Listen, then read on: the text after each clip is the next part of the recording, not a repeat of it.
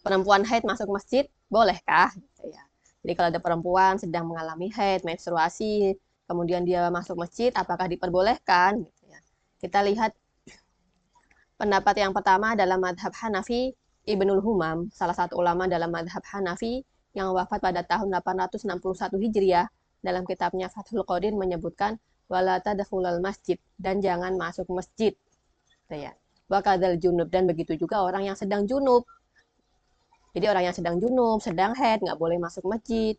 Liqaulihi sallallahu alaihi wasallam, sebagaimana sabda Rasulullah sallallahu alaihi wasallam, fa inni la uhillal masjida li haidin wala junubin. Jadi aku tidak menghalalkan masjid untuk wanita yang sedang haid atau orang yang sedang junub. Wa huwa bi itlaqihi. Dan larangan ini hukumnya mutlak. Baik itu dia berdiam diri lama gitu ya, ataupun dia cuma sekedar lewat, pokoknya nggak boleh masuk masjid gitu ya, mutlak. Larangannya mutlak. Selanjutnya pendapat yang kedua dalam madhab Maliki, Al-Kharasi, salah satu ulama dalam madhab Maliki yang wafat pada tahun 1101 Hijriah. Dalam kitabnya Syarhu Mukhtasar Al-Khalil menyebutkan waduhulul masjid, perkara masuk masjid gitu ya, bab tentang masuk masjid, ai wa yamna'ul haidu dukhuluhal masjid. Wanita yang sedang haid tidak boleh gitu ya, dilarang untuk memasuki masjid. Limuksin, baik itu dia berdiam diri untuk iktikaf gitu ya, berdiam diri lama, au mururin, atau dia cuma lewat doang gitu ya.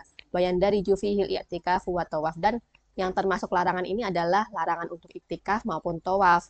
Karena tawaf kan dia keliling Ka'bah ya, dan Ka'bah itu kan posisinya berada di dalam Masjidil Haram.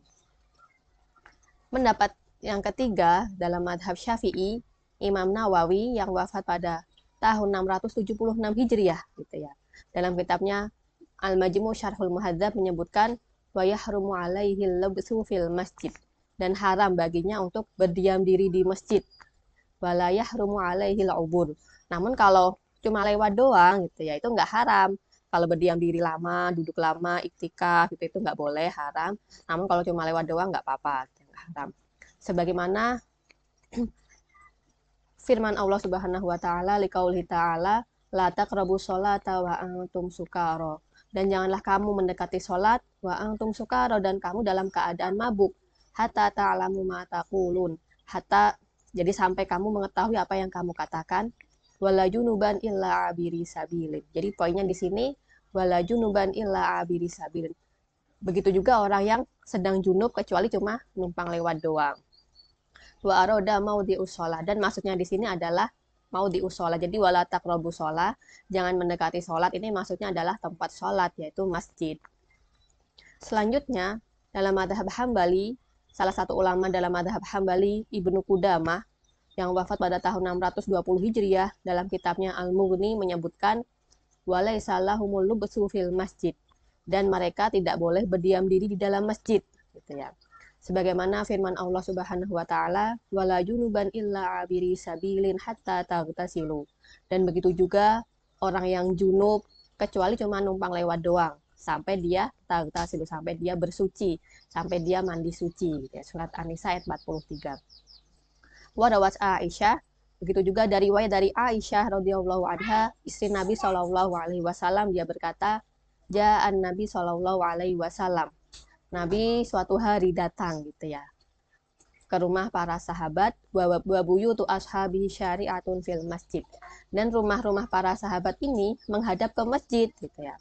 Maka Nabi bersabda, wajihu hadhil buyuta anil masjid, palingkanlah rumah ini dari masjid, maksudnya jangan menghadap masjid langsung gitu ya. Fa innila uhillul masjida li haidin wala junubin, karena aku tidak menghalalkan masjid itu untuk orang yang haid dan orang yang junub. Rawahu Abu Dawud, riwayat Abu Dawud.